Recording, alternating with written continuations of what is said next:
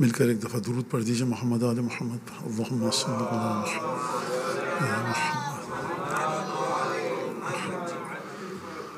اعوذ باللہ من الشیطان الرجیم. بسم اللہ الرحمن الرحیم. الحمد للہ الذی جعل الحمد مفتاحا لذکرہ وسببا للمزید من فضلہ ودلیلا علی آلائہ وعظمتہ.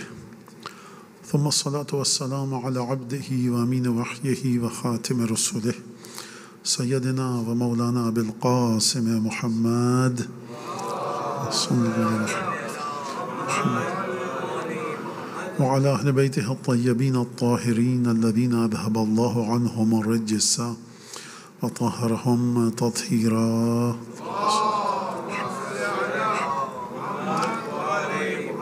واللعن الدائم على أعدائهم أجمعين. أما بعد فعن الإمام أبي عبد الله جعفر بن محمد الصادق أنه قال نحن أهل البيت لا يقاس بنا أحد. آج جو خطبے میں نے آپ کے سامنے جس حدیث کو ٹاپک اپنا بنایا اور سبجیکٹ، اور اس حدیث کو ہم لے کر آگے بڑھیں گے، وہ چھٹے امام کی ایک حدیث ہے جس میں امام فرما رہے ہیں کہ نحن أهل البيت لا يقاس بنا أحد.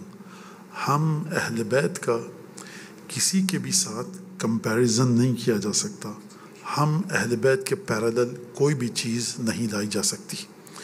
حدیث کے الفاظ پر آپ ذرا غور کیجئے گا، سوچئے گا.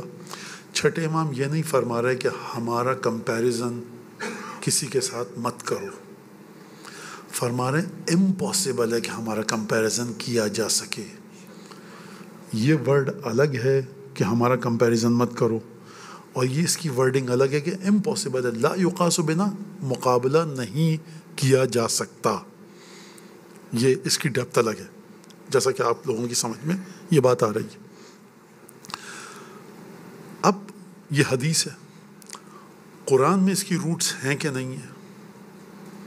قرآن میں اس کی روٹس ہیں کہ نہیں ہیں؟ دو مقام پر قرآن میں اس کی روٹس میں آپ کے سامنے اس وقت بتاؤں گا، ورنہ قرآن میں اس حدیث کی روٹس جگہ جگہ پر موجود ہیں، اسکیٹرڈ ہیں قرآن مجید میں اس حدیث کی روٹ. پہلی آیت کون سی ہے قرآن مجید میں جو اس حدیث کی سپورٹ میں لائی جا سکتی ہے، یا ان ادر ورڈز یہ حدیث اس آیت کی سپورٹ میں ہے؟ وہ ہے، بڑی اچھی طرح سے آپ سب کو پتہ ہے، آیت تطہیر. انما یرید اللہ لیذھب عنکم الرجس اہل البیت ویطہرکم تطہیرا.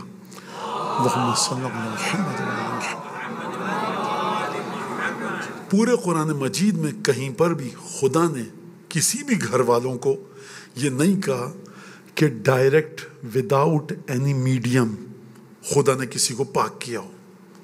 صرف اور صرف رسول خدا کے گھر والوں کے بارے میں فرمایا کہ تم کو خدا نے پاک کیا. خوب توجہ کیجیے گا یہاں پر. ایک دفعہ آپ جب گفتگو کرتے ہیں کسی چیز کے بارے میں تو پازیٹیو اسپیکٹ کے بارے میں گفتگو کرتے ہیں، اور ایٹ دا سیم ٹائم اسی وقت آپ اس کے نیگیٹو اسپیکٹ کے بارے میں گفتگو کرتے ہیں. یعنی آپ کہتے ہیں کہ میں نے اس کمرے کو، اس ہال کو بالکل نیٹ اینڈ کلین کر دیا. بات سمجھ میں آ گئی؟ اس کا مطلب اب یہاں پہ کوئی گندگی نہیں ہے، کوئی ڈسٹ نہیں ہے. لیکن آپ کیا کہتے ہیں؟ میں نے اس کمرے میں بہترین، اس ہال میں، اس امام باڑے میں ویکیوم کلینر چلایا ہے، ایک ایک کونا، ایک ایک کارنر میں نے بالکل کلین، نیٹ اور کلین اور ٹائڈی کر دیا ہے. یہ کیا ہے؟ پازیٹیو اسپیکٹ، جو کام آپ نے کیا. پھر کہتے ہیں میں نے اس کو اتنا صاف کیا ہے کہ کہیں پر بھی ذرہ برابر گندگی نہیں ہے. بھائی آپ نے کہہ دیا نا کہ صاف کیا ہے، یہ کیوں کہہ رہے ہیں کہ آپ گندگی نہیں ہے؟ تو یہ کب آپ کہتے ہیں؟ امپورٹنس کو بتانا ہو. خدا یہ کہہ سکتا تھا کہ اہل بیت میں نے تم میں ہر طہارت ڈال دی. جب اہل بیت کا وجود، ایگزسٹنس، روح، سول، ہارٹ ان کا، اس میں ہر طہارت ڈل گئی تو کوئی جگہ نہیں بچی کہ نجاست آئے. ایک جگ ہے آپ کے پاس 1 لیٹر کا، آپ نے اس میں شربت ڈال دیا. آپ نے کہا مولانا میں نے اس میں پورا شربت بھر دیا ہے، ختم. سمجھ میں نہیں. آپ کہتے ہیں مولانا میں نے اس میں پورا شربت بھر دیا ہے، اب مت ڈالیے، کوئی چیز ڈالنے کی جگہ ہی نہیں رہی. یہ ہے پازیٹیو اور نیگیٹو اسپیکٹس ایک ساتھ، دونوں کے بارے میں آپ بات کرتے ہیں. تو خدا کیا فرما رہا ہے؟ میں نے اے اہل بیت یہ ارادہ کر لیا ہے. خدا فرما رہا ہے کہ تم کو ہر طہارت دے دے اور ہر نجاست کو تم سے دور کر دے. یہ ٹاپک اور سبجیکٹ کی امپورٹنس کو بتاتی ہے یہ آیت. اگر خداوند تبارک و تعالیٰ فرما رہا ہے کہ ہر طہارت تم کو دی اور ہر نجاست تم سے چھین لی، اس کا مطلب یہ کہ قرآن میں جا کر دیکھو کوئی اور گھر والے ایسے ہیں نہیں خدایا. اس کا مطلب ہے چھٹے امام اگر فرما رہے ہیں تو پریشان کیوں ہو رہے ہو کہ ہم اہل بیت کا کسی کے ساتھ کمپیریزن نہیں کیا جا سکتا جب خدا ان کو پاک کر رہا ہے. ایک چیز.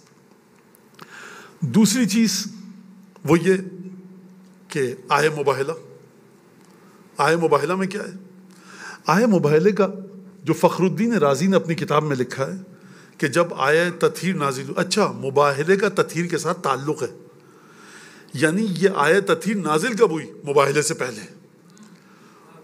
اور آئے مباہلہ آئے تطہیر سے پہلے نازل ہوئی. آئے مباہلہ آئے تطہیر سے پہلے نازل ہوئی. حکم یہ ہے کہ تم ان کو لے کر جاؤ مباہلہ کرو. جب لے کر چلے تو پھر اس کے بعد آئے تطہیر نازل ہوئی. واقعے کی ڈیٹیلز میں ذرا ورڈنگز تھوڑی سی ڈیفرنٹ ہے، لیکن شیعہ سنی تمام محدثین نے اس واقعے کو نقل کیا ہے. رسول خدا جب چلے، میں آپ کے سامنے حدیث قصہ ماشاءاللہ سے آپ سب کو یاد ہے، جب گئے تو فخر الدین رازی نے لکھا ہے، ایک نام میں لے رہا ہوں اس وقت، آپ جا کر دیکھیے کتابیں بھری ہوئی ہیں سنی شیعہ دونوں بکس. قرآن نے کیا کہا؟ آیا مباہلہ بھی آپ کو یاد ہے. اے رسول ان سے کہو اپنے بیٹوں کو لے کر آئیں، تم اپنے بیٹوں کو لے کر آؤ. ان سے کہو یہ اپنی خواتین کو لے کر آئیں، تم اپنی خواتین کو لے کر آؤ. ان سے کہو یہ اپنی جانوں کو لے کر آئیں، اپنے سول کو، اپنی لائف کو، جان کو اپنی، تم اپنی جانوں کو لے کر جاؤ.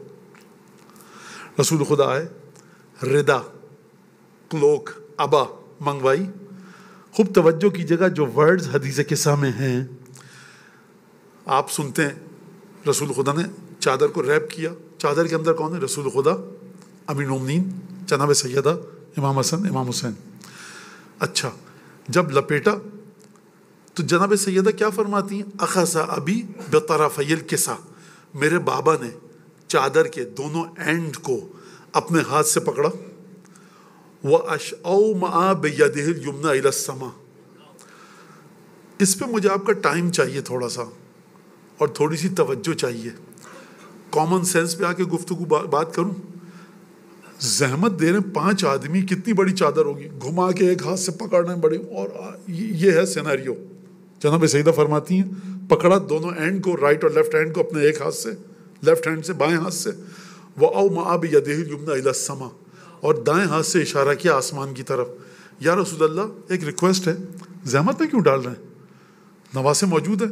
حسن تم لیفٹ کارنر کو پکڑو، حسین تم لیفٹ کارنر کو. خدا سے مناجات میں کر رہا ہوں. رسول خدا کی ایک ایک موومنٹ پریسائزلی ڈیجیٹلی کیلکولیٹڈ ہے، خدا کی وحی کی روشنی میں ہے. اگر کہتے نا امام حسن امام حسین سے یا علی سے کہ علی تم ذرا دونوں کارنر پکڑ لو، میں خدا سے گفتگو کر رہا ہوں، تو لوگ کہتے علی نے چادر پکڑی تھی بچوں کو بلا لیا. دونوں کارنر کو زحمت برداشت کی رسول خدا نے کہ دونوں کارنرز کو میں اپنے ہاتھ سے پکڑ کے بتا رہا ہوں کہ دیکھو یہ جو چاروں چادر میں ہے نا، یہ میری مرضی کے مطابق نہیں، یہ خدا کی مرضی کے مطابق ہیں. اور اس کے بعد اوما بیدہ الیمنی الی السماء، آسمان کی طرف اشارہ کر کے خدا سے گفتگو کی. اللہم، اے میرے پروردگار، ان ہؤلاء اہل بیتی، یہ میرے گھر والے ہیں. تو میرا سوال آپ سے بھی ہے، میرا سوال رسول خدا سے بھی ہے. یا رسول اللہ آپ کس کو بتانا چاہتے ہیں کہ یہ آپ کے گھر والے ہیں؟ خدا کو تو پتہ ہے، حسن حسین سیدہ علی کو، ان کو بھی پتہ ہے، اپنے آپ کو آپ بھی جانتے ہیں. یہ گفتگو کس سے ہو رہی ہے؟ اس میں 2 انڈیکیشنز ہیں. ایک تو یہ کہ پورا مدینہ دیکھ لے کہ یہ میرے گھر والے، تم میں سے کوئی میرا گھر والا نہیں ہے، تم سب کے سب باہر ہو. اور دوسری بات دیکھو، اہل بیت کے سلسلے میں نا میرا جو ڈیلنگ چل رہی ہے، معاملہ، وہ خدا کے ساتھ ہے، تمہارے ساتھ نہیں ہے. تم پر واجب ہے کہ ان کی اطاعت کرو. تو جن ہستیوں کو، زہرا و علی و حسن و حسین علیہ السلام کو خدا کے حکم سے رسول خدا اتنی زحمت کریں کہ دونوں کارنرز کو پکڑیں اور اپنے ہاتھ کو اشارہ کریں، تو مجھے یہ بتائیے اگر چھٹے امام آ کر فرمائیں ہمارا مقابلہ کسی سے نہیں کیا جا سکتا، اس میں پرابلم کیا ہے؟ آپ کے مولانا تو چھٹے امام کے بارے میں، چادر میں تو حسن حسین تھے. یہ قصہ بڑا لمبا چلا ہے، کنٹینیوشن. جو تاریخ کا، ہسٹری کا جو فلو ہے نا، اس میں بار بار یہ آیا، حتیٰ بعض دفعہ بنو عباس کی طرف سے یہ سرکولر ریلیز کیا جاتا تھا کہ جو فاطمہ کی اولاد کو ابن رسول خدا کہے گا اس کو سزا ہوگی. کیا پرابلم کیا ہے بھائی تم لوگوں کو؟ کہ ایشو کیا ہے؟ ایشو یہ ہے کہ تخت پہ تو ہم بیٹھے ہیں، احترام ہے حسن حسین کی اولادوں کا، ہم چچا کے بھائی ہیں، ہم کزنز لگتے ہیں رسول خدا کے، ہم دنیا کے سامنے کہتے ہیں ہم کزنز ہیں from the same bloodline, same family tree, لیکن ہماری رسپیکٹ نہیں ہو رہی ہے. کیوں نہیں ہو رہی ہے بھائی؟ تمہاری اوقات نہیں ہے نا اتنی کہ رسپیکٹ کی جائے. سیدہ کی اولاد کو خدا نے یہ تحفہ عطا فرمایا ہے. اس کا ثبوت میں آگے جا کر آپ کو پیش کروں گا، اپنے ذہنوں میں اس جملے کو رکھیے گا. ایک چیز آپ کو ابھی بتا دوں، ایک چیز تھوڑی دیر میں بتاؤں گا. چھٹے امام کے پاس ایک شخص آیا کہ یا ابن رسول اللہ، اصول کافی میں حدیث کتاب الحجت میں ہمیشہ سے مومنین کی ایک پرابلم رہی ہے، چاہے آپ ہوں چاہے اور انڈیا پاکستان کہیں کے بھی، لوگوں کو ہم کیسے سمجھائیں اپنا دین. یہ ایک بڑا مسئلہ ہے، ایک بڑی الجھن ہے، اینگزائٹی ہے، اسٹریس ہے. ہم ان کو، بچہ اسکول جا رہا ہے، مولانا کیسے بتائیں تابوت کیا ہے، ذوالجنہ کیا ہے، عالم کیا ہے. آپ آفس جا رہے ہیں، مولانا کیسے سمجھائیں، کیسے بتائیں. پرابلم ہے بڑی، ایک اسٹریس میں رہتے ہیں ہم لوگ. پہلی محرم آئی، مولانا آفس میں یہ بحث ہو گئی، کالج میں یہ بحث ہو گئی، اسکول میں، کھیل پلے گراؤنڈ پہ. تو ایسے ہی ایک شخص تھا، چھٹے امام کے سامنے گیا اور امام نے کہا ما لک والناس، یہ تم لوگوں کے ساتھ، چھٹے امام فرما رہے ہیں اس روایت کے مطابق، یہ تم لوگوں کے ساتھ پرابلم کیا؟ ما لک والناس، یہ تم کیوں لوگوں کے ساتھ پیچھے پڑے رہتے ہو؟ کیوں ہمیشہ لوگوں کے ساتھ ایک رفٹ میں رہتے ہو؟ ہمیشہ لوگوں کے ساتھ ایک کانٹراڈکٹری اسٹیٹ میں کیوں رہتے ہو؟ تم لوگوں کے ساتھ ہمیشہ ٹکراؤ کی صورت میں کیوں رہتے ہو؟ تمہارا کولیجن کیوں رہتا ہے؟ لوگوں کے ساتھ ڈیبیٹ کیوں کرتے رہتے ہو کہ ہمارا دین ایسا ہے، ہمارے دین کو سمجھو؟ کیوں کرتے ہو یہ تم؟ چھٹے امام اس حدیث کو روکیے، غیبت نعمانی کی حدیث کی طرف چلیے. فرمایا ان الامامۃ یا ان الوصیۃ سر من سر اللہ و امر من امر اللہ وانتم تتکلمون به فی الطرق والشوارع. امامت اور وصیت جو ہمارے نانا رسول خدا نے ہمارے دادا جناب امیر المومنین کو ٹرانسفر کی، ول آف گاڈ، اللہ کی وصیت کہ میرے بعد تم میرے جانشین ہوگے، یہ خدا کا ایک راز ہے، یہ خدا کا ایک امر ہے، یہ خدا کا ایک بڑا عجیب و غریب قسم کا نہ سمجھ میں آنے والا سلسلہ ہے جو رسول خدا نے ٹرانسفر کیا علی ابن ابی طالب کو. چھٹے امام فرما رہے ہیں اپنے شاگرد سے، وانتم تتکلمون به فی الشوارع والطرق، اور تم ولایت کے بارے میں چورنگی پر، راؤنڈ اباؤٹ پہ، گلی کے نکڑ پر، شاپنگ مال کے باہر کھڑے ہو کے اس کے اوپر بحث کرتے ہو. جس کے پاس ڈائمنڈ ہوتا ہے نا 2 5 4 10 ملین ڈالر کا، آپ لوگ تو یہاں افریقہ میں ہیں، کوہ نور ہیرا ہے ہمارے پاس جو انڈیا سے لے کے چلے گئے انگریز، ان کے پاس ہے، تو اس کی پرائز بڑی عجیب و غریب، وہ اس کی ایک اپنی پوری ہسٹری ہے اور داستان ہے. وہ بڑا اس کا سفر بڑا ایک عجیب ہے، سکھوں کے پاس آیا، مغلز کے پاس آیا، خلجیز کے پاس آیا، کہاں سے ہوتا ہوا، اور کہتے ہیں اس کی پرائز کوئی دے نہیں سکتا، یعنی کہ لگائی نہیں جا سکتی، دے نہیں سکتا. جو اس کی انٹرنسک ویلیو ہے، جو اس کی ریئل اور ایکچوئل ویلیو ہے، وہ کیرٹس میں نہیں ہے کہ تولیں. آپ، میں آپ کے سامنے کیا بتاؤں، افریقہ میں آپ لوگ ہیروں کے اوپر بیٹھے ہیں، ویسے جو امام باڑے میں بیٹھے وہ دنیا کے اس جگہ پر بیٹھا ہے جو کہیں نہیں ہے.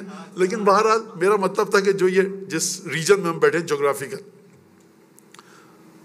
تو امام نے فرمایا کہ تم یہ کام کیوں کرتے ہو. اچھا یہ ڈائمنڈ کی مثال کیوں لایا میں؟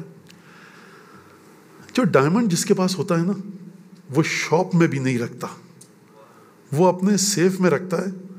خاص لوگوں کو پتا ہوتا ہے کہ اس کے پاس ڈائمنڈ ہے. آپ کہتے ہیں مجھے $50 ملین تک کا ڈائمنڈ چاہیے، وہ کہتا ہے بھائی یہ سڑک پہ نہیں ملے گا. وہ آواز نہیں لا رہا ہوگا ہیرا لے لو، ہیرا لے لو، یہ کسی اور کا انداز ہے.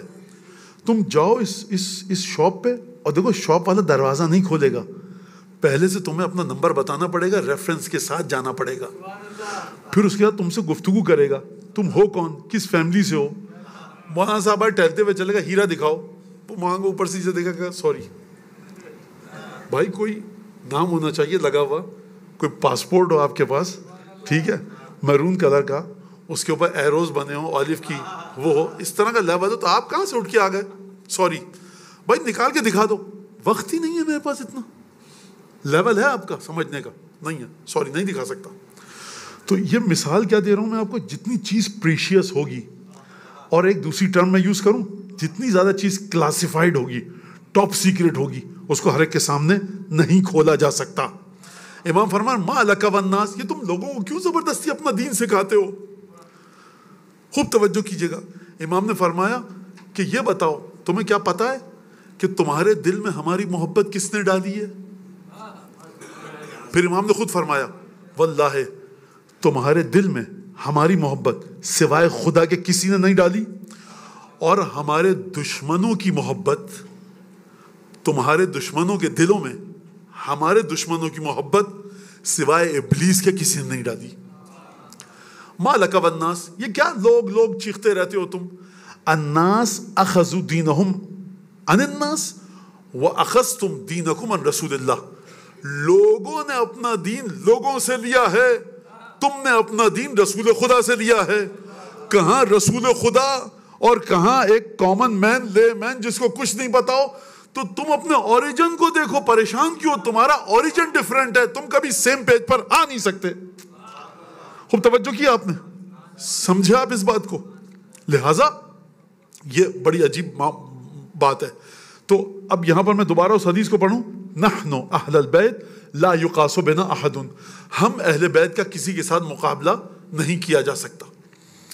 اب آپ کو جانا ہے اہل بیت کے پاس, ہر چیز کی ایکچوئل ویلیو. یہ بچے بیٹھے ہیں, ان کے لیے میں 2-4 جملے کہہ دوں یا تقریر کو روک کر. مولانا آپ کہتے ہیں اہل بیت اہل بیت اہل بیت, یہ نہج البلاغہ اصول کافی میں کووڈ-19 کا وائرس کا جو بھی میڈیسن تھی نہیں تھی. یہ بتائیے آپ, جو ناسا جو اتنا بڑا ادارہ ہے وہ چیزیں اپنی بنا رہا ہے, وہ نہج البلاغہ میں ہیں کیا؟ اصول کافی سے ملیں گی؟ بیٹا ہم نے یہ دعویٰ بھی نہیں کیا کہ اصول کافی سے ملیں گی. ہمارا کہنا یہ ہے کہ تم کو بیٹا اگر زندگی ایسی گزارنی ہے کہ جب قبر میں جاؤ تو تکلیف نہ ہو, تو اس وقت اہل بیت کے پاس ہے. مولانا دنیا کہاں گئی؟ دنیا بھی آپ کو اہل بیت نے زندگی گزارنے کا طریقہ بتایا ہے. مولانا بھی سائنس اور ٹیکنالوجی تو نہیں بتائی نا؟ نہیں بتائی. مولانا ڈرو مت, نہیں بتائی. اہل بیت کا چاہنے والا ہر بات سچائی کے ساتھ کرتا ہے, نہیں بتائی. دیکھو جب ہمارا امام ظاہر ہوگا نا, اس وقت جب کلیش آف کلچر ہوگا, اس وقت جب سائنس کی بات آئے گی, ٹیکنالوجی کی بات آئے گی, تب ہم یہ کہہ سکیں گے جو 12ویں امام کے ماننے والے ہیں, اب جو پوچھو گے جواب موجود ہے. اس وقت ہم اس پوزیشن میں نہیں ہے کہ دنیا کے ہر سوال کا جواب دیں. ہاں ہم محبت اہل بیت کی بنیاد پر اپنی قبر اور قیامت کی کریکشن, اصلاح, بیٹرمنٹ, انہانسمنٹ کر سکتے ہیں. اپنی زندگی کو اہل بیت کی تعلیمات کے مطابق گزار سکتے ہیں کہ جو ہماری سوسائٹی کو بہترین سوسائٹی بنا سکتی ہے. لیکن اگر آپ بچے مجھ سے پوچھیں گے Maulana each and every aspect of life, mathematics کے جو 11, 12, 15 مسئلے جو رائل سوسائٹی آف انگلینڈ نے پیش کیے کہ جو ان کو سالو کر لے گا اتنے $1 ملین کا انعام ملے گا, وہ نہج البلاغہ میں ہے. وہ آپ کا مرج تقلید سالو کر سکتا ہے, میرا مرج تقلید نہیں کر سکتا, لیکن جو میرے مرج تقلید کے اوپر امام ہے نا وہ سالو کر سکتا ہے. پرابلم کیا ہے؟ پرابلم یہ ہے حضور کہ میں آپ کے سامنے اپنے امام کو نہیں لا سکتا, جس کے سامنے آپ جا کر ہر چیز کو پوچھیں. صرف ایک چھوٹا سا جملہ کہوں گا اور بات کو آگے بڑھاؤں گا. امیر مومنین بیٹھے ہوئے ہیں فرات کے سامنے. اچھا ایک صلوات بھیجیے مولا کی بارگاہ.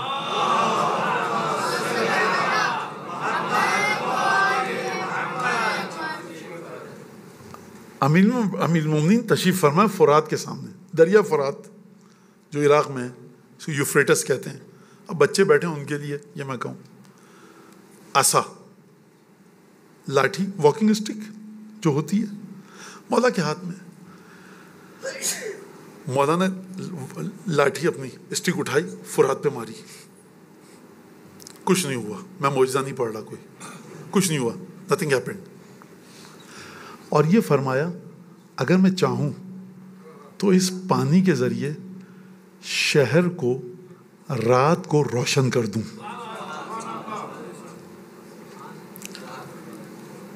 یہ کیا بات کر, یہ جو پاور ہاؤس کی ٹربائن بنی ہے جس سے آپ بجلی پیدا کرتے ہیں, اور بجلی آ کر یہ بلب سارے فلورسنٹ لائٹ جلاتی ہے, یہ کب کا واقعہ ہے؟ یہ بھائی ایک بیچارہ تھا, وہ امریکہ میں لوگ کہتے ہیں, کوئی کہتا ہے کوئی تھا, کوئی کہتا ہے کوئی تھا. ایڈیسن کا نام لیتے ہیں, کوئی کسی کا نام لیتا ہے, مجھے اس سے کوئی غرض نہیں ہے. اس نے ابھی 150 پونے 200 سال پہلے یہ انوینٹ کیا. ٹھیک ہے, آپ کہیں مولانا حدیث جھوٹی ہے اور مولا کو یہ نہیں پتا تھا, کہہ سکتا ہے کوئی؟ کہہ سکتا ہے کوئی؟ نہیں, آپ کو کیا پتا؟ میں کہوں اس کا مطلب ہے کہ مولا کو نہیں پتا تھا. نہیں مولانا, مولا علی کو کیا پتا؟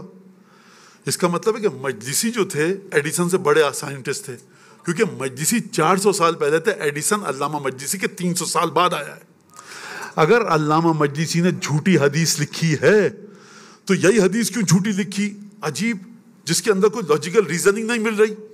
علامہ مجلسی نے مولا علی کی محبت کی بنیاد پر یہ حدیث لکھی. علامہ مجلسی کی بھی سمجھ میں نہیں آیا ہوگا لکھ کیا رہے ہیں, یہ بچہ سمجھ سکتا ہے آج. خوب توجہ کیجیے گا, اس کا مطلب یہ نہیں کہ یہ بچہ علامہ مجلسی اس کے نیچے آ جائیں گے. نہیں, سائنس نے بہت سی چیزیں سمجھائیں. فرض کیجئے کہ علامہ ہلی کو نہیں پتا تھا کہ انٹرنیٹ کیسے چلتا ہے, اس کا مطلب یہ نہیں کہ علامہ ہلی کا تقویٰ آپ سے کم تھا.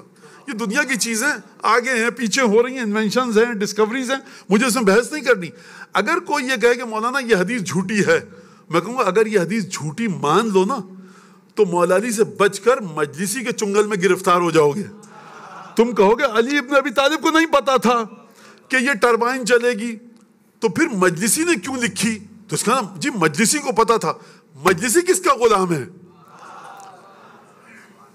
مجلسی, علامہ مجلسی نے بحر الانوار میں حدیث لکھی ہے امام علی نقی کی. امام علی نقی کی شہادت کب ہوئی ہے؟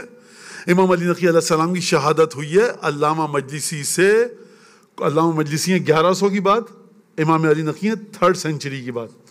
تو 1100 میں سے 3 اگر آپ نکال دیجئے 900-800 سال پہلے, یعنی آلموسٹ 8 یا 9 سینچریز بیفور مجلسی امام علی نقی کی شہادت ہوئی, سامرہ میں دفن کیا گیا.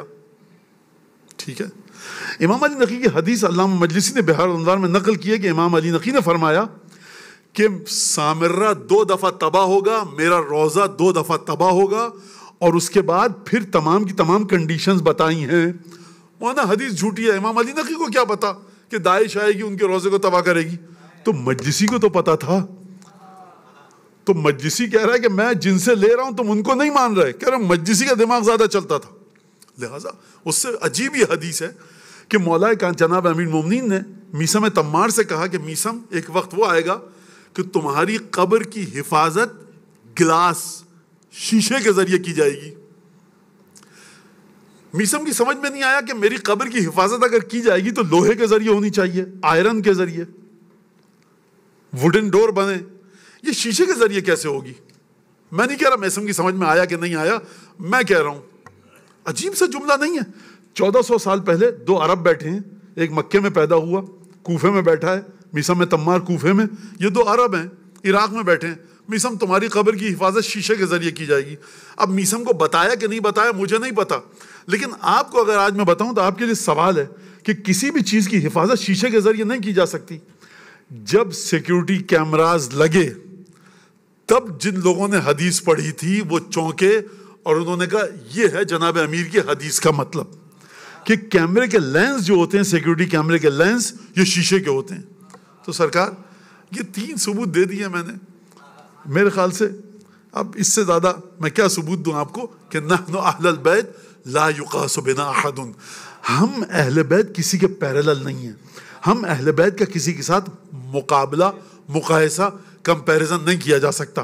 ہماری طہارت میں کسی کے ساتھ ہمارا مقابلہ نہیں کیا جا سکتا, ہمارے علم میں کسی کے ساتھ ہمارا مقابلہ نہیں کیا جا سکتا, ہمارے کیریکٹر میں کسی کا ہمارے ساتھ مقابلہ نہیں کیا جا سکتا. یہی وجہ ہے کہ مسلمانوں میں 2, 4, 5, 10 مسئلوں میں اتفاق ہے. تمام کے تمام مسلمان علماء اجماعی طور پر یونانیمسلی اس بات کو مانتے ہیں کہ دشمن اہل بیت کافر ہے. کیوں کہتے ہیں؟ وہ کہتے ہیں کیونکہ خدا نے قرآن میں کہا ہے کہ اہل بیت کی مودت جو رکھے گا وہ رسول کی رسالت کا حق ادا کرے گا. اہل بیت میں اختلاف ہو سکتا ہے کون ہے, لیکن اہل بیت کون ہے؟ اہل بیت کی مودت کا یہ اثر ہے. اور پھر اس کے بعد جو حدیثوں میں آئی ہیں چیزیں وہ یہ کہ واضح ہے کہ اہل بیت میں کون ہے. ام سلمہ نے چاہا کہ داخل ہو جائیں, انٹر ہو جائیں چادر کے اندر ابا میں, رسول خدا نے فرمایا انک علی الخیر ولکنک لست منہم, تم بھلائی پر ہو لیکن ان میں سے نہیں ہو.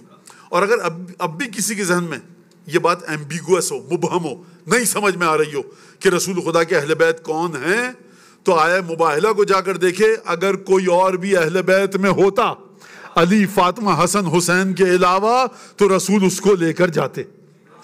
لہٰذا یہ بڑی ایک عجیب حدیث ہے۔ اور امام موسیٰ کاظم علیہ السلام کے زمانے میں جب ہارون آیا حج کے لیے بغداد سے، روضہ رسول کے سامنے کھڑا ہوا، کہا بلا کر لے کر آؤ ابو الحسن کو، یعنی امام موسیٰ کاظم کو۔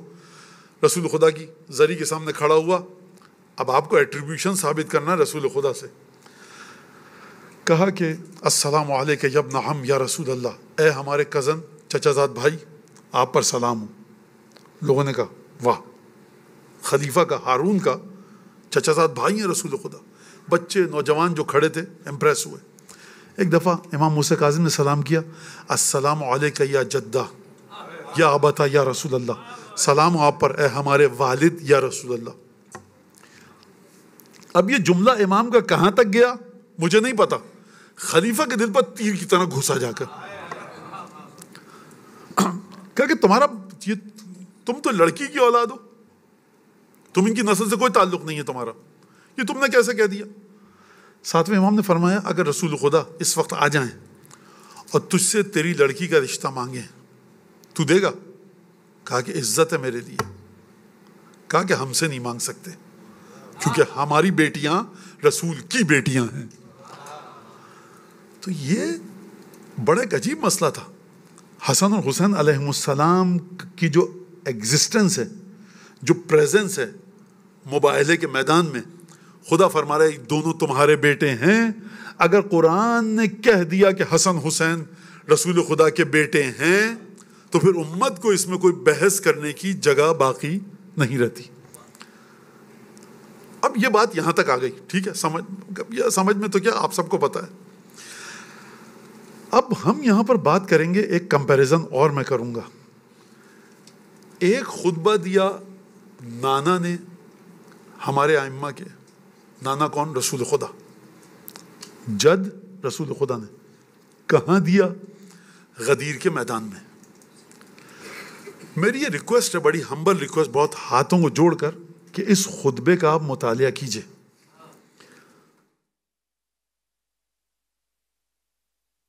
ایک سوچ ہے، وہ یہ یقیناً یہاں پر نہیں ہے۔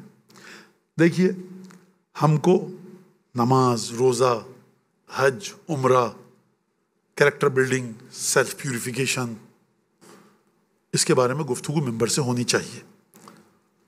اچھا، میں آرام سے اس لیے بول رہا ہوں کہ بچے ہیں، مجھے وہ فالو کر سکیں، اس وجہ سے میں آرام سے بول رہا ہوں، ورنہ میری اسپیڈ یہ نہیں ہے اور مجھے تھوڑی سی مشکل بھی ہو رہی ہے، لیکن آپ تک بات پہنچ جائے مجھے بڑی خوشی ہوگی۔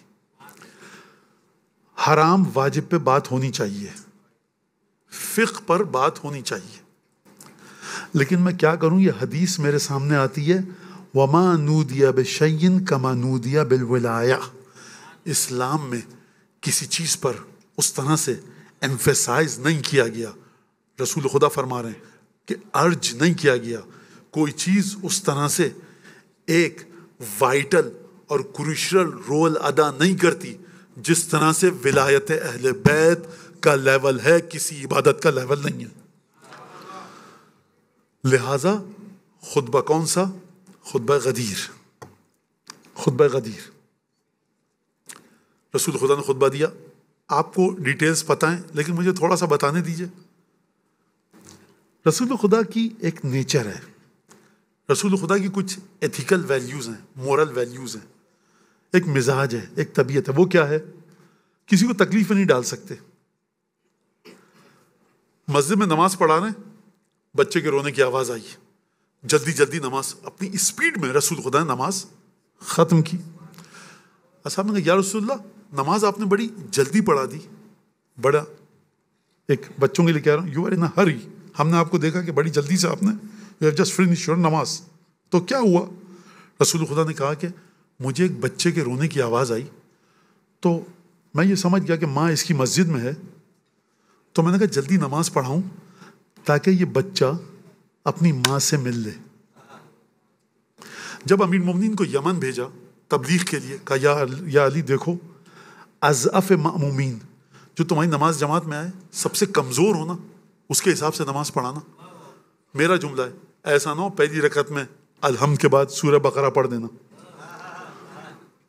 سجدے میں گئے, مولانا صاحب پہ تو 3 پنکھے لگے ہیں, سامنے چلر لگا ہوا ہے, سبحان ربی الاعلی. بابا وہ دکان پہ کھڑا ہوا تھا, آ رہا ہے اپنے بزنس سے, نوکری سے آ رہا ہے, 4 گھنٹے پسینہ بہا کے, اس کے کمر میں درد ہو رہا ہے.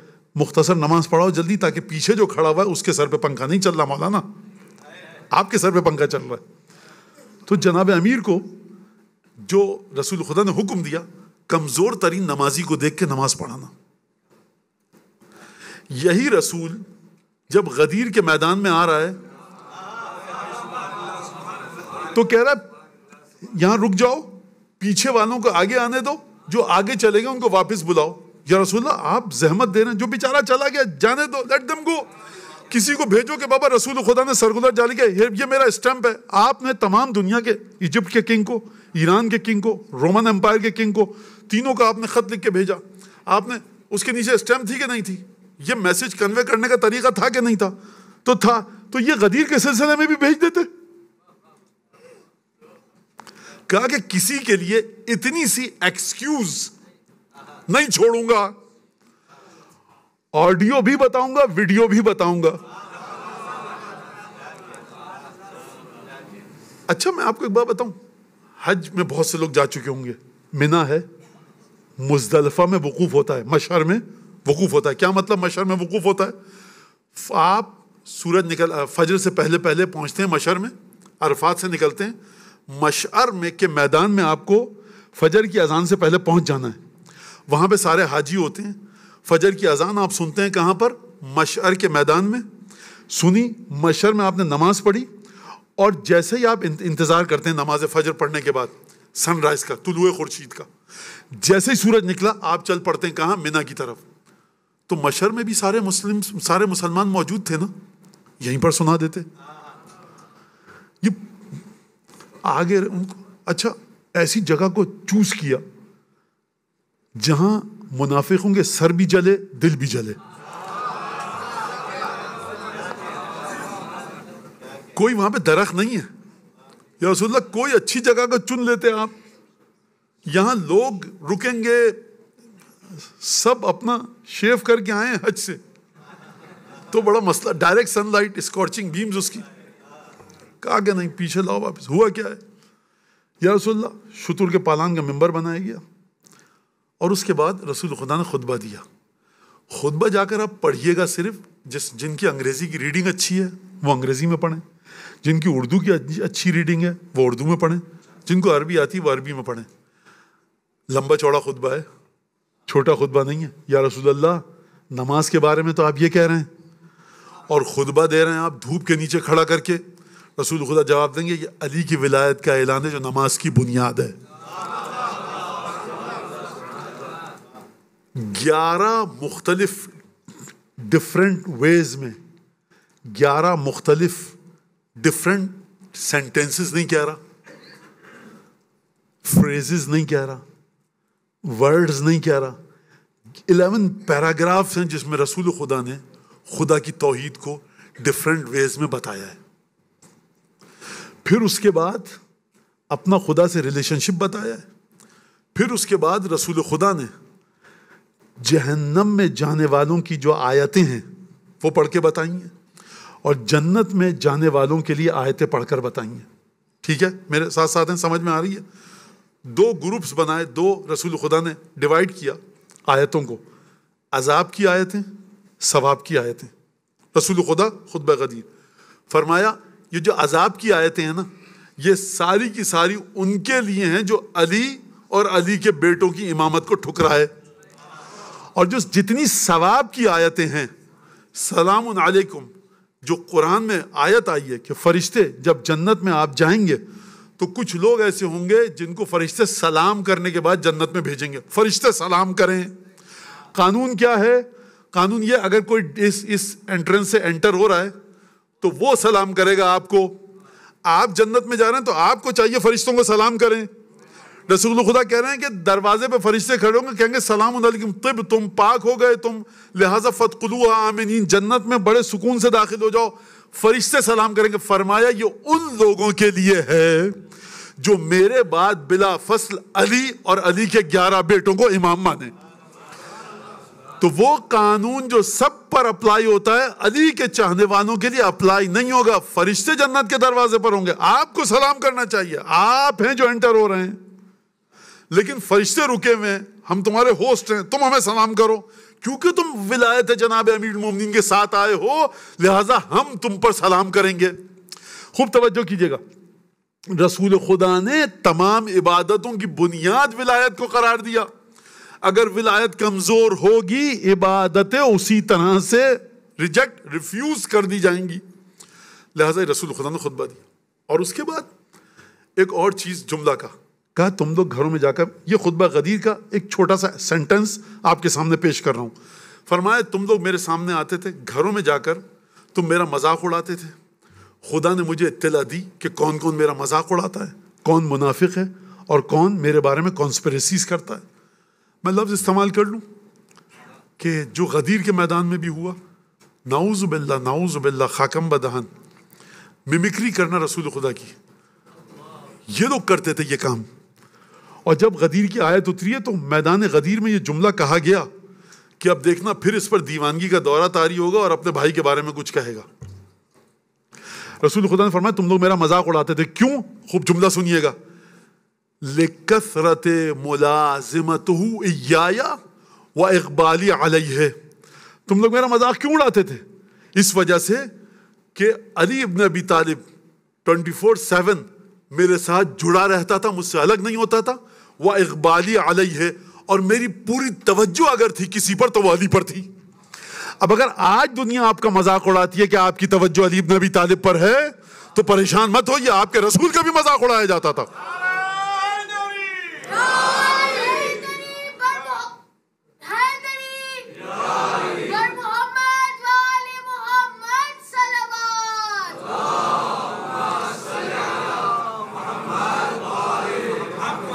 اور اس کے بعد فرمایا ان اللہ جعل, عجیب جملہ, ذریت کل نبی فی صلبہ وجعل ذریتی فی صلب علی ابن ابی طالب. فرمایا خدا اگر آپ تمام حدیثیں کہتے ہیں بھائی ڈیلیٹ کر دو یوٹیوب سے, گوگل سے, سافٹ ویئر سے, حدیثوں سے, تمام حدیثیں آپ جناب امیر اور ان کی اولاد کی فضیلت میں مٹا دیں, اریز کر دیں, ڈیلیٹ کر دیں, ختم ہو جائیں, وینش. یہ ایک جملہ رسول خدا کا کافی ہے کہ کوئی بھی شخص سوچے بھی نہیں علی اور اولاد علی کے برابر میں آنے پر. کون سی حدیث جو اب میں پڑھ رہا ہوں؟ فرمایا خدا نے ہر نبی کی جو ڈسینڈنٹس تھے, جو بیٹے تھے, جو اولادیں تھیں, وہ اس کے صلب میں رکھی. ہر نبی کی زوجہ سے جو اس کا بیٹا پیدا ہوگا اس کی اولاد کہلائے گا. فرمایا میری نسل کو رکھا ہے علی کے صلب میں. علی کے جو بیٹے ہوں گے وہ میری اولاد کہلائیں گے. خوب توجہ کیجئے, سملیرٹی ہونی چاہیے کہ نہیں ہونی چاہیے کہ یہ مجھ جیسا ہے. اگر ایک پی ایچ ڈی ڈاکٹر کہے ڈاکٹر صاحب آپ جا رہے ہیں, فزکس میں پی ایچ ڈی تھے آپ, تو اب ہم کس سے پوچھیں گے بچے ہمارے فزکس کے بارے میں, نیومیریکلز اور لاز, اور یہ میں جا رہا ہوں یہ ہے. ڈاکٹر صاحب یہ تو بہت نوجوان ہے, آپ 63 ایئرس کی ایج ہے, آپ جا رہے ہیں, یہ 32 ایئرس کا ہے, ایج ڈفرنس بہت ہے, ایکسپیرینس کم ہے, تو سیم نالج ہے. تو وہ کہے گا میں جب کہہ رہا ہوں تو تمہیں اس کے پاس جانا ہوگا. رسول خدا نے 63 ایئرس کے دنیا سے چلے گئے, علی ابن ابی طالب میں 32 ایئرس کے. ڈفرنس کتنا ہے؟ تقریباً 30 ایئرس کا ہے. علی تو جوان ہیں, علی یہ ہیں, علی ویسے ہیں جو لوگوں نے الزامات لگائے. اب جب رسول خدا کہہ رہے ہیں کہ میں جا رہا ہوں میرے بعد علی کو دیکھنا, تو تمہاری عقل چل کیوں رہی ہے اس مقام پر؟ اس کا مطلب ہے کہ تم صرف علی کے مخالف نہیں ہو, تم رسول خدا کے مخالف ہو, تم خدا کے مخالف ہو. اس کا مطلب ہے تمہارا ایمان ہی تمہارے دل میں نہیں ہے. لہٰذا جناب رسالت پاک نے فرمایا میری نسل, علی کے دونوں بیٹوں کو خدا نے میری نسل قرار دیا. تو وجود علی ابن ابی طالب میں, روح میں, دل میں کتنی پاکیزگی ہونی چاہیے کہ رسول خدا کہیں علی کے بیٹے نہیں ہیں, یہ میرے بیٹے ہیں. اور جناب امیر نے اسی بات کو ہمیشہ پروجیکٹ کیا.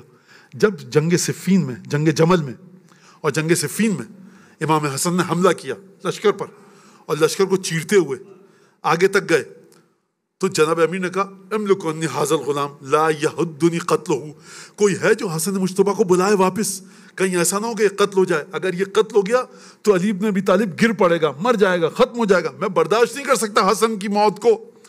جب آئے امام حسن تو محمد حنفیہ کو اس سے پہلے بھیجا تھا، آپ جانتے ہیں محمد حنفیہ امیر المومنین کے بیٹے تھے، جناب حنفیہ کے بطن سے تھے، ان کی ماں جناب حنفیہ تھی۔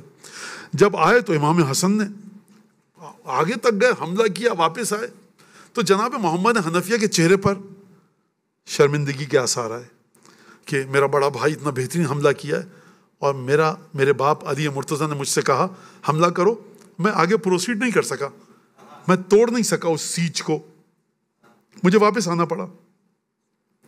ڈر کے نہیں آئے تھے، میں نہیں کہہ رہا، لیکن نہیں توڑ سکے گھیرے کو۔ امیر المومنین نے دیکھا محمد حنفی کے چہرے پر ایک آثار ہیں شرمندگی پشیمانی کے، فرمایا لا تعنف، دیکھو یہ چہرے پر جو تمہارے رنکلز پڑ رہے ہیں، جو چنڈٹیں پڑ رہی ہیں ماتھے پر، شرم ہے، افسوس ہے، کیا ہے مجھے نہیں پتا، مت کرو یہ کام، تم میرے بیٹے ہو، یہ رسول کا بیٹا ہے۔ کیا کہیں اب اس کا؟ حضرت سبط اکبر امام حسن مجتبیٰ کی بارگاہ میں بلند آواز سے ایک درود بھیجیے۔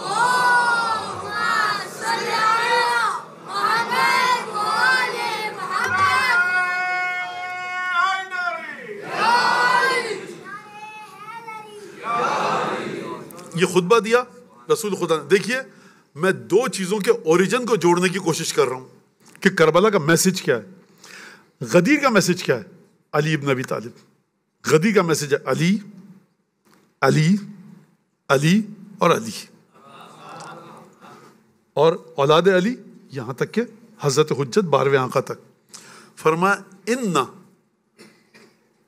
نور اللہ فی مسلوک وبعد فی علی وبعد علی فی اولادہ، فرمایا خدا کا نور میرے وجود میں دوڑ رہا ہے، جیسے کرنٹ ہوتا ہے نا، آپ کہتے ہیں کرنٹ اس وائر میں رن کر رہا ہے، current is running through out the wire, through the wire کہتے ہیں نا، کرنٹ دوڑ رہا ہے۔ رسول خدا فرما رہے ہیں میرے وجود میں خدا کا نور دوڑ رہا ہے، اور میرے بعد علی میں ہے، اور علی کے بعد کس میں ہے؟ علی کی ان بیٹوں میں جو ہیں علی کی نسل سے لیکن میرے بیٹے ہیں، یہ فرمایا۔ تو نور خدا آپ کو کہاں چاہیے امیر المومنین کے وجود میں، اور امیر المومنین کے 11 بیٹے۔ تو یہ تمام کی تمام آیتیں جو عذاب والوں کی ہیں وہ کس کے لیے ہیں؟ امیر المومنین کے دشمنوں کے لیے۔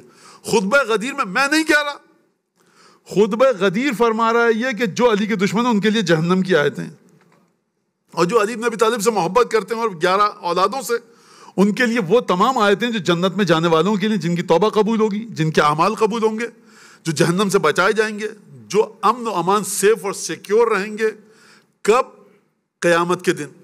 یہ دو آپ نے چیزیں سمجھ لی۔ اس کا مطلب ہے کہ اگر چھٹے امام فرمائیں نحن اہل البیت لا یقاس بنا احد، ہم اہل بیت کا کسی کے ساتھ کمپیریزن کیا ہی نہیں جا سکتا، تو اس حدیث کی جڑیں قرآن میں بھی ہیں، خطبہ غدیر میں بھی ہیں۔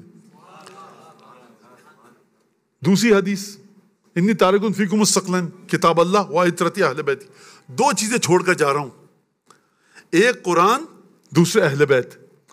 قرآن کے ساتھ ساتھ ہیں اہل بیت کو کیا کہتے ہیں؟ ہم جب زیارت پڑھتے ہیں امام زمانہ کی، السلام علیکہ یا شریک القرآن، کائنات میں قرآن کے ساتھ سوائے 12 5 14 کے کسی کو شریک نہیں کیا جا سکتا۔ کیوں نہیں کیا جا سکتا؟ کیونکہ نہ قرآن میں کوئی چیز غلط ہے، نہ قرآن میں کوئی غلط چیز انٹر کی جا سکتی ہے، نہ قرآن کی کریکشن کرتے ہوئے کوئی چیز قرآن سے ایکسکلوڈ کی جا سکتی ہے۔ یہی حال جناب سیدہ کے شوہر کا ہے، یہی حال جناب سیدہ کے 11 بیٹوں کا ہے، نہ ان میں کسی چیز کو آپ ایڈ کر سکتے ہیں کہ ہم یہ کریں گے تو چھٹے امام کی ویلیو ایڈ ہو جائے گی، نہ چھٹے امام کے وجود میں کسی کریکشن کی گنجائش ہے کہ ہم اس کو ایکسکلوڈ کر لیں۔ یہ شریک قرآن ہے۔ تو اگر امام صادق فرمائے ہم اہل بیت کا کسی کے ساتھ مقابلہ نہیں کیا جا سکتا تو کون سا غلط کا؟ لہٰذا خطبہ غدیر کا میسج کیا ہے؟ اشہد ان علیٰ و اولادہ المعصومین حجج اللہ، اشہد ان امیر المؤمنین علی ابن ابی طالب، امیر المؤمنین کون ہے؟ خلیفتہ بلا فصل، بغیر فصل کے خلیفہ ہیں، کس کے؟ رسول خدا کے۔ یہاں تک آپ پہنچ گئے۔ یہ تھا کون سا خطبہ؟ خطبہ غدیر۔ اب آپ چلیے دمشق۔ حضرت ابو محمد سید الساجدین زین العابدین علی ابن الحسین، یعنی ہمارے اور آپ کے چوتھے امام، امام سجاد علیہ الصلوۃ والسلام.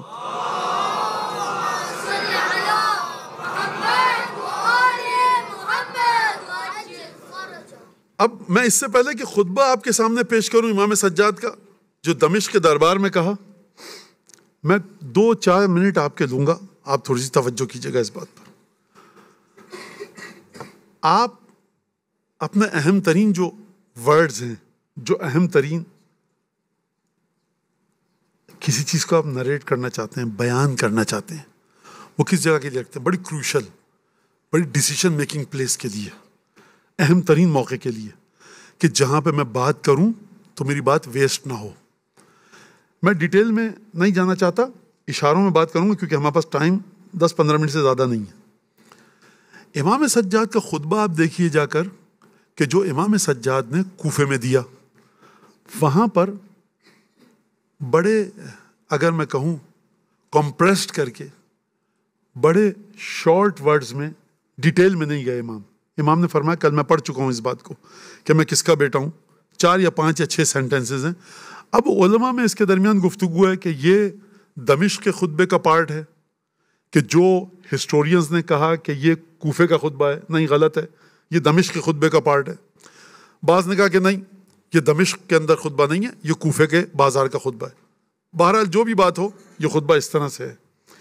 لیکن جب بنو امیہ کے دربار میں گئے، جہاں پر ٹاپ آف دی لائن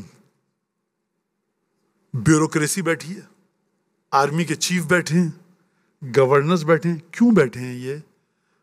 نعوذ باللہ، خدا لعنت کرے، یہ سیلیبریٹ کرنے بیٹھے ہیں اپنی فتح کا جشن، کہ ہم نے بنو ہاشم کو نعوذ باللہ ایک لیسن سکھایا ہے.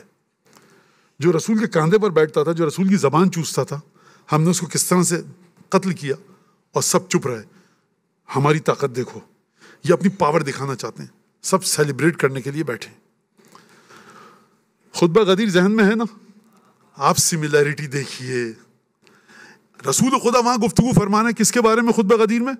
اصلا دنیا میں کچھ ہے ہی نہیں لگتا ہے. یا رسول خدا ہیں، یا علی ہیں، حسن ہیں، حسین ہیں، سید سجاد ہیں، 12 امام ہیں، پنجتن ہیں، 14 معصومین ہیں. خطبہ غدیر سے یہ لگتا ہے کون جہنم میں جائے گا؟ جو بغض اہل بیت رکھے گا. کون جنت میں جائے گا؟ جو محبت اہل بیت رکھے گا. یہ رسول خدا کے خطبے سے سامنے نکل کر بات سمجھ میں آتی ہے. اگر آپ کے لیے مشکل ہو رہا ہے میری بات کو ایکسیپٹ کرنا، تو جائیے، ماشاءاللہ سے علامہ گوگل سب کے پاس ہیں، وہاں اس کو جا کر ٹائپ کیجیے آپ، خطبہ غدیر، انگلش میں ہر زبان میں ٹرانسلیشن ہو چکا ہے اس کا. کب دیا گیا خطبہ غدیر؟ 10 ہجری میں. کربلا کو بھی 61. کتنے سال کا فرق ہے؟ تقریباً 51 ایئرس کا. 51 ایئرس کے بعد وہ ہستی جو امام زین العابدین ہے، جس نے رسول خدا کو نہیں دیکھا، سملیرٹی دیکھیے. جب خطیب چڑھا حکومت کا اور اس نے وہاں پر جناب امیر کی شان میں گستاخی کی، بے ادبی کی، اور ایک، میں یہ کہوں بلاسفیمی کی، یا میں کہوں کہ نعوذ باللہ من ذالک، بچوں کے لیے ایک ایبیوزو لینگویج یوز کی یا انسلٹ کی جناب امیر کی، تو امام سجاد کو جلال آیا. ٹھیک ہے نا؟ آپ سب نے سنا ہے. یہاں پر رک جائیے. یہ وہ جگہ ہے جہاں پر آپ کو ٹھنڈے دل سے غور کرنا ہے. سائیکولوجیکلی انالیسس کیجیے آپ امام سجاد کی پرسنالٹی کا. جب ہم تقریر کرنے آتے ہیں نا، آپ سب بڑی محبت سے سن رہے ہیں، ہم کہتے ہیں ویکنیس ہو رہی ہے تو مولانا کوئی جوس دے دیں آپ کو؟ ہاں یہ والا، ویسا نہیں، چائے، شکر ایسی، فلاں. اچھا مولانا ٹھیک ہے. پانی کیسا؟ ایسا. نہیں، وہاں کہہ دیجیے 15 منٹ لیٹ آؤں گا میں، اس وقت ذرا ویکنیس فیل ہو رہی ہے، بات نہیں کر سکتا. اچھا مولانا ٹھیک ہے، کوئی مسئلہ نہیں ہے، ایک سوز اور پڑھوا دیں گے. تمام کے تمام سینیریو کو ہمارے فیور میں سیٹ اپ کیا جاتا ہے. مولانا کو مجلس پڑھنی ہے، کس کے سامنے؟ ابھی مولانا آرام کر رہے تھے، لیکن تھکن کی فیل تو نہیں پڑھ سکتے، انرجی نہیں ہے. اب آ کے بیٹھے، آپ کے سامنے گفتگو کی. امام سجاد کو دیکھیے، کربلا سے چلے ہیں، نہ کھانا ملا ہے نہ پانی، لیکن شجاعت دیکھیے، ہمت دیکھیے. اور انسان کو اگر یہ بتا دیا جائے کہ تمہارے گھر میں فلاں حادثہ پیش آ گیا ہے، نعوذ باللہ، تو ہم مجلس میں نہیں بیٹھ سکتے، ہم پریشان ہو جائیں گے. میں اپنے الفاظ، مجھے بتا دیا جائے مولانا آپ کے ساتھ فلاں حادثہ پیش آ گیا، فلاں چیز ہو گئی ہے، تو میں اپنے الفاظ بھول جاؤں گا، لیکن امام سجاد کو دیکھیے آپ، فرمایا کہ اے خطیب تو اسپیکر ہے حکومت کا اور تجھے ہائر کیا گیا، اشتریتا رضا المخلوق بسخط الخالق، تو نے اللہ کو ناراض کر کے اللہ کی مخلوق کی مرضی کو تو نے کیا کیا ہے، اپنے پاس مول لیا ہے۔ یزید سے کہا کہ اتأذن لی ان ارق هذه الاعواد، یزید مجھے اجازت دے رہا ہے کہ لکڑیوں پر چڑھوں۔ لکڑیاں کسے کہتے ہیں؟ ووٹس کو۔ امام کو نہیں پتا کہ ممبر ہے؟ ممبر جب ہوگا جب آل رسول کی بات کی جائے گی۔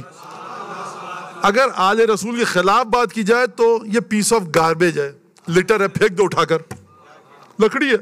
مولانا آپ ممبر، ہم نہ ممبر کو دیکھتے ہیں، نہ امام باڑے کو دیکھتے ہیں، نہ کسی، ہم دیکھتے ہیں محبت اہل بیت کو۔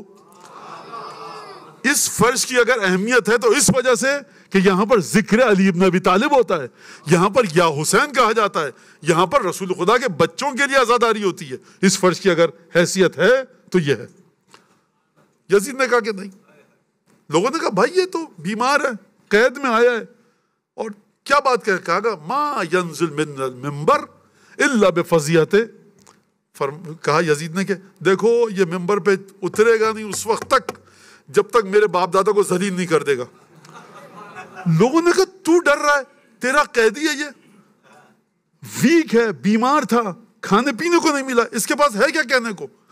دیکھیے پورا کا پورا جو کراؤڈ بیٹھا ہے یہ اس کے باپ کا دشمن ہے، بنو امیہ کے ماننے والے بیٹھے ہیں۔ یہ مدینہ نہیں ہے، کوفہ نہیں ہے جہاں چاہنے والے بیٹھے ہوں۔ امام سجاد کے لیے کوئی پانی کا انتظام ہو، کوئی اچھے کھانے کا طعام کا انتظام ہو، یہ سب دشمن بیٹھے۔ بڑی بحث ہوئی، یزید نے کہا اچھا چھوڑو۔ امام نے بسم اللہ کی، رسول خدا کا ذکر کیا۔ خطبہ غدیر یاد ہے نا؟ خطبہ غدیر میں کیا مین پوائنٹس تھے؟ کوئی مین پوائنٹس نہیں تھے، صرف اور صرف جناب امیر کی ولایت تھی، جناب امیر کے دشمنوں کو عذاب کی خبر دینی تھی، جناب امیر کے چاہنے والوں کو جنت کی خوشخبری دینی تھی۔ امام سجاد نے شروع کہاں سے کیا؟ کربلا کا میسج چاہیے، کربلا کا میسج کون دے رہا ہے؟ امام سجاد۔ امام نے یہ نہیں بتایا کہ میرے بابا نے کیوں شہادت کو انتخاب کیا، میرے بابا کو کیوں مارا گیا۔ امام سجاد شہادت حسین ابن علی کے بارے میں گفتگو نہیں کر رہے، یہ گفتگو کوفے کے بازار میں کر چکے۔ یہاں پر یزید بیٹھا ہے، top of the line bureaucrats بیٹھے ہیں، آرمی کے آفیسرز بیٹھے ہیں، تمام کے تمام نائٹس بیٹھے ہیں، تمام کے تمام ہائی آفیسرز بیٹھے ہیں بنو امیہ کے۔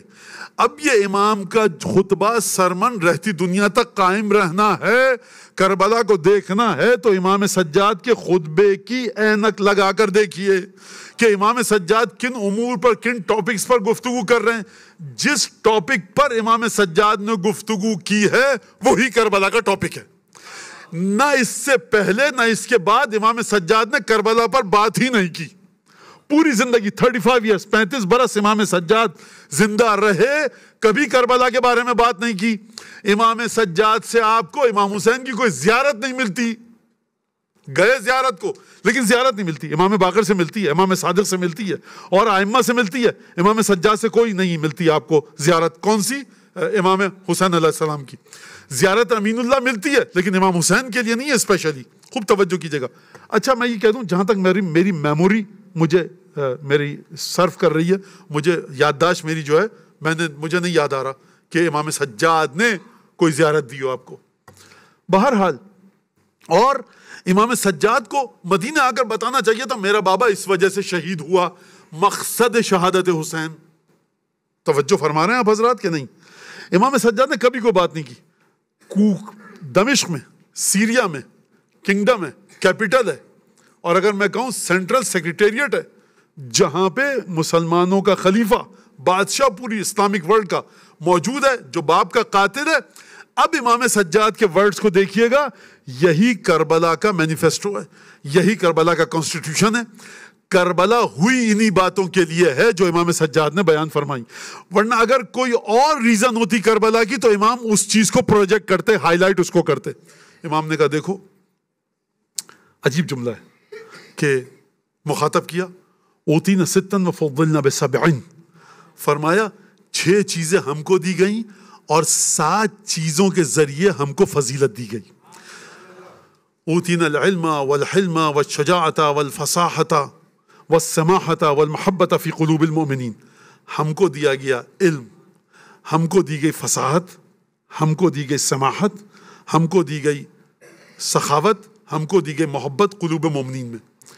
علم، فصاحت، بلاغت، سماحت، مومنین کے دل میں محبت بہت سوں کے پاس ہے۔ امام فرمانا چاہتے ہیں جو علم ہم کو دیا گیا وہ کسی کو نہیں دیا گیا، جو ٹالرنس، صبر، پیشنس، کل کی تقریر یاد ہے اسماعیل کے قصے میں، جو صبر ہم کو دیا گیا وہ کسی کو نہیں دیا گیا، جو سماحت یعنی فارگیونس کا جو سبسٹنس ہم کو دیا گیا وہ کسی کو نہیں دیا گیا۔ کس کے دادا میں طاقت ہے کہ سر پہ ضربت لگی ہو، بیٹا حسن ادھر آؤ، جی بابا جان ابن ملجم کو شربت دیا کہ نہیں دیا؟ ہے کسی میں طاقت؟ دکھاؤ، ہسٹری آپ کے سامنے ہے، 1400 ایئرس کی ہسٹری آپ کے سامنے ہے۔ جسٹ شو می ون سنگل لائن کی جس میں کسی صحابی نے کہا ہو اپنے قاتل کے بارے میں اس کے ذرا سا رسیاں بندھی ڈھیلی کر دو، تکلیف میں ہے، دیکھو میں مر جاؤں، ایک ضربت لگانا سر پر جس نے مجھے ماری، اس سے زیادہ مت لگانا، خبردار ابن ملجم کی ڈیڈ باڈی کی انسلٹ مت کرنا۔ کون ہے؟ لاؤ دکھاؤ، بتاؤ ایک آدمی کے بارے میں، اگر نہیں ہے تو پھر مانو کہ علی ابن ابی طالب کے قدموں کی خاک کے برابر کائنات میں کوئی نہیں۔ لہذا فرمائے اوتینا العلم والعلم، اوتینا العلم والحلم والشجاعت والسماحت والفصاحت والمحبت فی قلوب المؤمنین، ہم کو جو علم دیا گیا کسی کو نہیں دیا گیا، ہم کو جو گفتگو کرنے کا طریقہ دیا گیا وہ کسی کو نہیں دیا گیا۔ اچھا تم سمجھتے ہو دیا گیا ہے، تمہارے پاس ہے، صحیفہ سجادیہ جیسی دعائیں لاؤ، نہج البلاغہ لاؤ، مناجات شعبانیہ لاؤ، دعائے مکارم الاخلاق لاؤ، ایک دعا تو لے آؤ تم ہمارے جیسی۔ آپ کو کہاں ملے گی؟ امام سجاد کے پاس، امیر المومنین کے پاس، امام صادق کے پاس۔ جو علم ہم کو دیا گیا، جو جس طرح سے ہم گفتگو کرتے ہیں تم کو نہیں دی گئی، ہم کو دی گئی۔ سماحت، فارگیونس کا جو سبسٹنس ہم کو دیا گیا تم کو نہیں دیا گیا۔ اور عجیب بات، والمحبت فی قلوب المؤمنین، صاحبان ایمان کے دلوں میں محبت جو ہماری ہے کائنات میں کسی کی نہیں ہے۔ پولیوشن، پولیوٹڈ، کانٹیمینیٹڈ، نجف سے کربلا کا راستہ، دھول اڑ رہی ہے، آپ بڑے پیور جگہ پر کمفرٹ زون سے نکل کے دھول اڑ رہی ہے، یہ گلاس دھلا ہے کہ نہیں دھلا؟ وہاں سونا یہی موقع ہے، اتنی بڑی 2000 آدمی سو رہے ہیں، آپ کو 1 فٹ چوڑی 6 فٹ لمبی جگہ ملتی ہے، آپ کو اپنے آپ کو فکس کرنا پڑتا ہے اس میں برابر میں کون سو رہا ہے، کیا ہے، ہائیجین نہیں ہے سب۔ بابا یہ جو محبت کہتی ہے سب جائے بہاڑ میں، میں جاؤں گا کربلا۔ یہ گلاس کس نے پیا تھا مجھ سے پہلے؟ یہ دھویا ہے آپ نے اس کو ڈٹرجنٹ سے، اس کو ڈس انفیکٹ کیا؟ نہ بابا، کربلا کا سفر ہے، پیو یا علی۔ والمحبت فی قلوب المؤمنین، آپ کہہ رہے نہیں حسین ابن علی کا کوئی کیریکٹر نہیں تھا ایسا، ٹھیک ہے نہیں تھا بھائی، مان لیا تھوڑی دیر کے، let us suppose for the sake of the argument مان لیا میں نے، تو آپ کے پاس پیسے ہیں، آپ کہیے کہ ہم مہینے کے $100 دیں گے جو فلاں کی قبر کی زیارت کو جائے گا۔ ہم تمام تکلیفوں کے باوجود کربلا اور نجف میں یہ مومنین جا رہے ہیں۔ آپ، عجیب مسئلہ ہے، آپ وہ جو 3 کلومیٹر کا راستہ ہے مزدلفہ سے منی تک کا، اس میں آپ ویسی موقف لگا لیجئے جیسی وہاں لگتی ہے۔ ہم نے تو منع نہیں کیا بھائی، ہم لوگ مشرک، ہم کافر، ٹھیک ہے، جہنمی، غلط کام کرتے ہیں، تو ہم نے تو نہیں منع کیا کھانا کھلائیے آپ پاؤں دبائیے جا کر طواف کرنے والوں کے، ہم نے منع کیا؟ صحیح کر رہے ہوتے ہیں، آخری پورشن ہے حج کا، پیروں میں تکلیف ہوتی ہے، لوگ دبا رہے ہوتے ہیں، کوئی نہیں ملتا۔ بابا یہ محبت فی قلوب المؤمنین یہ الگ چیز ہے جو اہل بیت کے پاس آئی ہے۔ اور پھر فرمایا یہ 6 چیزیں ہم کو دیں، وَفَضَّلْنَا بِسَبْعٍ، اور 7 چیزیں ایسی ہیں ہمارے خاندان میں جس کے ذریعے ہم کو فضیلت دی گئی ہے۔ فرماؤ مِنَّ النَّبِيُّ الْمُخْتَارُ، نبی ہمارے گھر سے ہے، وَمِنَّ الصِّدِّيقُ، جس نے سب سے پہلے نبی کی تصدیق کی، میرا دادا علی ابن ابی طالب، وہ ہم میں سے ہے، وَمِنَّ اسد اللہ و اسد رسول، اللہ اور اس کے رسول کا شیر حمزہ ہمارا چچا ہے، وَمِنَّ الطَّيَّارُ، وہ ہستی کہ جو جنت میں جہاں چاہے جا سکتی ہے اڑتے ہوئے، اسے پر اور ونگز عطا کیے گئے، وہ میرا چچا ہے جعفر طیار، وَمِنَّ صِبْطَ هَذِهِ الْأُمَّةِ، اور جو 2 نواسے ہیں اس امت کے وہ ہم میں ہیں۔ تو میں سے کس کے پاس ہے یہ؟ اور پھر فرمایا عجیب جملہ، ایھا الناس من عرفنی فقد عرفنی ومن لم یعرفنی فانا اعرفہ بنفسی، دیکھو لوگوں، تم میں سے جو مجھے جانتا ہے وہ جانتا ہے، اور جو نہیں جانتا تو میں اسے بتاتا ہوں کہ میں کون ہوں۔ انا ابن مکہ و منی، انا ابن زمزم و صفا، ہے لوگوں میں مکے اور منی کا بیٹا ہوں، میں زمزم اور صفا کا بیٹا ہوں. انا ابن من حمل الرکن باطراف الردا، انا ابن من عرج به الى السماء، انا ابن من عرج به الى السماء، انا ابن من اسری من المسجد الحرام الى المسجد الاقصى وسبحان من اسرا. فرما انا ابن خیر من لبا وسعا، انا ابن خیر من اعتمرا وحج، انا ابن خیر من تعالی واحتفا. دیکھو میں اس کا بیٹا ہوں جو ننگے پیر چلے تب بھی تم سب میں افضل، چپل پہن کے چلے تب بھی تم میں افضل. میں اس کا بیٹا ہوں جو کاندھے پر ردا ڈالے تب بھی تم میں سب سے افضل. میں اس کا بیٹا ہوں اگر اس کے کاندھے پر سے ردا گر جائے تب بھی تم میں سب سے افضل. اگر تم عمرے پر کرنے عمرہ جاؤ تو اس کا بیٹا ہوں کہ جس کا عمرہ سب سے افضل، جس کا حج سب سے افضل. میں اس کا بیٹا ہوں کہ جس نے اپنی چادر کو پکڑ کر حجر اسود کو نصب کیا. میں اس کا بیٹا ہوں. میرا وقت ختم ہو گیا، یہیں تک رکھیے. صرف ایک جملہ بتاؤں گا. فرمایا انا ابن مکہ و منا، انا ابن زمزم و صفا. میں مکے کا بیٹا ہوں، میں مینا کا بیٹا ہوں، میں زمزم کا بیٹا ہوں، میں صفا کا بیٹا ہوں. یہ چاروں جو لوکیشنز ہیں یہ آپ سب کو پتہ ہیں. اگر جناب امام سجاد کا میں علی ابن ابی طالب کا بیٹا ہوں، میں فاطمہ زہرا کا بیٹا ہوں، میں حسین کا بیٹا ہوں، میں جناب شہربانوں کا بیٹا ہوں، تو بات سمجھ میں آتی ہے. حسن مجتبیٰ کا بیٹا ہوں، میرے چچا تھے، تایا تھے، بات سمجھ میں آتی ہے. یہ کیا مطلب کہ میں مکے کا بیٹا ہوں، میں زمزم کا بیٹا ہوں، میں صفا کا بیٹا ہوں، میں مروہ کا بیٹا ہوں؟ اس کا مطلب کیا ہے؟ اگزامپل اور مصاحب کی طرف آ رہا ہوں. ہم میں سے بہت سے لوگوں کا تعلق پاکستان سے، بہت کا تعلق ہے انڈیا سے، اور بہت سارے لوگ یہاں پر تنزانین ہو چکے ہیں. جب ایک لڑکی یا لڑکا جاتا ہے ہمارے شہر سے اور وہ میڈل جیت کے لاتی ہے گیمز میں اور ریکارڈ توڑتا ہے وہ لڑکا یا لڑکی، ایتھلیٹ، اسپورٹس مین، 200 سال کا، تو آپ کیا کہتے ہیں؟ ہندوستان میں کہتا ہے بھارت دیش کی بیٹی ہے. یہ تو اپنے ماں باپ کی بیٹی ہے. مسلم ہو، سکھ ہو، ہندو ہو، ایتھیسٹ ہو، کہتے ہیں بھارت کے دیش کا بیٹا ہے. پاکستان میں کہا جاتا ہے ہمارے دیش کا بیٹا ہے، پاکستان کا بیٹا ہے. بھائی یہ پاکستان کا بیٹا کیسے ہو گیا؟ یہ اپنے ماں باپ کا بیٹا ہے. نہیں مولانا، خوب توجہ کیجیے گا. اس اسپورٹس وومن یا اس اسپورٹس مین کی وجہ سے بھارت یا پاکستان کی عزت کو 4 چاند لگے، اس لیے ہم کہہ رہے ہیں ہمارا بیٹا ہے. امام فرما رہے ہیں دیکھو اگر اہل بیت نہ ہونا تو نہ مکے کی کوئی آبرو ہے، نہ مینا کی کوئی آبرو ہے، نہ زمزم کی کوئی آبرو ہے، قرآن کی کوئی حیثیت نہیں ہے اگر ہم تفسیر نہ کریں. انا ابن مکہ و منا، انا ابن زمزم و صفا، انا ابن من حمل الرکن باطراف الردا. دین جو تم کو ملا ہے ہم سے ملا ہے.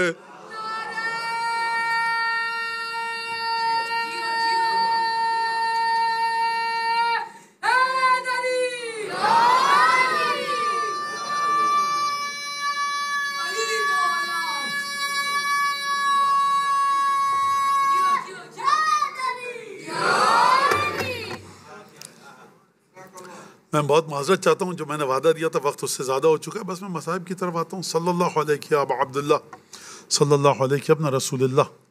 عزیزان گرامی، جب کسی شخص کی حادثے میں موت ہو جائے اور اس کے ڈریس پہ، لباس پہ یا کفن پر بلڈ کے سٹینز آ جائیں، اگر اس کے گھر میں اس کی چھوٹی بچی ہے نا 3-4 سال کی، تو آخری دیدار نہیں کرایا جاتا. کیوں نہیں کرایا جاتا؟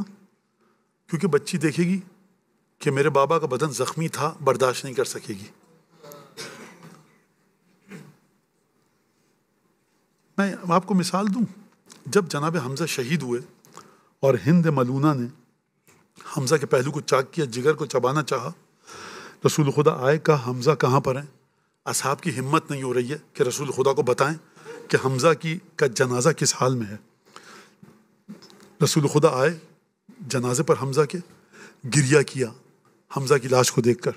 اصحاب نے کہا یا رسول اللہ، آپ کی پھوپھی حمزہ کی بہن صفیہ احد کے میدان کی طرف آ رہی ہیں، خبر پتہ لگ چکی ہے صفیہ کو کہ میرا بھائی شہید ہو چکا ہے. رسول خدا نے 2 کام کیے. کہا سب سے پہلے حمزہ کی لاش پر کوئی ردا ڈالو، چادر ڈالو، کوئی شیٹ ڈالو، اور خبردار صفیہ کو مت آنے دینا، بہن ہے، بھائی کے جنازے کو دیکھے گی، برداشت نہیں کر سکے گی. لیکن میں کس طرح سے اس بات کو آپ کے سامنے بیان کروں کہ جب 11 محرم کی صبح کو یہ قافلہ کربلا کی قتل گاہ سے گزرا ہے تو جو بچی تھی نا سکینہ اور رقیہ، زینب کبریٰ جناب فروا، جناب رباب جب یہ گزری ہیں قتل گاہ سے تو کہیں پر عباس کے لاشے کو دیکھا ہے کہ بازو بریدہ ہیں، کہیں پر جناب سید الشہداء کے بدن کو دیکھا ہے کہ تیر بدن میں پیوست ہیں، علی اکبر کا لاشا بھی موجود ہے، قاسم کا لاشا بھی موجود ہے۔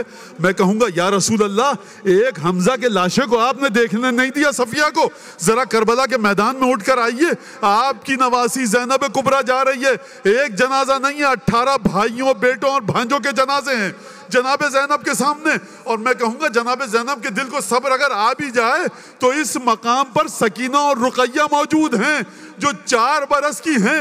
ایک دفعہ امام باقر نے امام سجاد سے واقعہ کربلا کے بعد پوچھا، بابا ذرا مجھے آپ یہ بتائیے گا جب قافلہ ہمارا شام کی طرف گیا تو ہوا کیا؟ امام سجاد نے بتایا کہ دیکھو سب سے آگے میرے بابا کا سر تھا، اس کے بعد میرے بھائیوں اور چچاؤں کا سر تھا، اور اس کے بعد ہم اہل حرم تھے، اور کلما دمعت عین احد منا طعن رؤوسنا بالرماح۔ اور بیٹا محمد باقر ہماری آنکھوں میں سے جب بھی ایک آنسو کا قطرہ گرتا تھا تو یہ ظالم بجائے تعزیت پیش کرنے کے ہمارے سروں میں اپنے نیزے چبوتے تھے۔ میں یہ کہوں گا دستور یہ ہے کہ جب کسی کے گھر میں کسی کا انتقال ہو جائے اس کی آنکھوں سے آنسو نکلیں تو اس کو گلے سے لگایا جاتا ہے، لیکن کیا نصیب ہے اولاد رسول کا کہ جب آنکھوں سے آنسو نکل رہے ہیں، سروں میں نیزے چبوئے جا رہے ہیں، اذیتیں دی جا رہی ہیں۔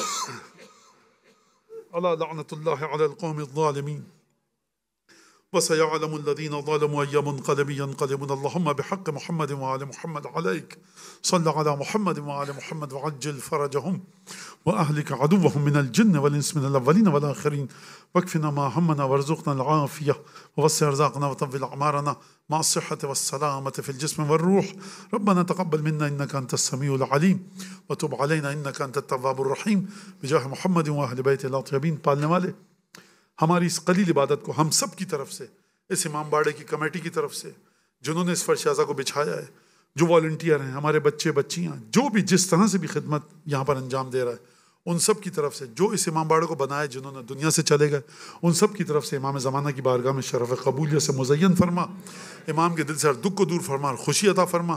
جو مومن مومنہ دنیا میں جہاں بھی ہے، یہاں پر اگر موجود ہے، تنگ دست، نادار، قرض دار، پریشان حال، بے اولاد، بے روزگار، اس کی مشکلات کو دور فرما۔ اس امام باڑے کی جو مینیجنگ کمیٹی ہے پروردگار اس کی توفیقات میں اضافہ فرما۔ مجھ سے آپ سے جن لوگوں نے دعا کی ریکویسٹ کی ہے کسی بھی حوالے سے، پروردگار تجھے قسم دیتے ہیں سید الشہداء کی، ان کی دعاؤں کو قبول فرما، ان کے توفیقات میں اضافہ فرما، ہم سب کو امام کے انصار و اعوان میں شامل فرما۔ پروردگار وہ تمام تحفے ہم کو عطا فرما جو محبین جناب امیر، محبین اور عزادارن سید الشہداء کے لیے تو نے عالم غیب میں مقرر فرمائے۔ صحت و سلامتی کے ساتھ پروردگار ہم کو عزاداری کی توفیق عطا فرما۔ جو لوگ زیارت پہ جا چکے ہیں، جانے والے ہیں، صحت و سلامتی کے ساتھ زیارت کر کے پروردگار اپنے وطن کی جانب لوٹ سکیں، پروردگار ہماری دعاؤں کو قبول فرما۔ بن نبی و آلہ بلند آواز سے درود بھیجیے محمد آل۔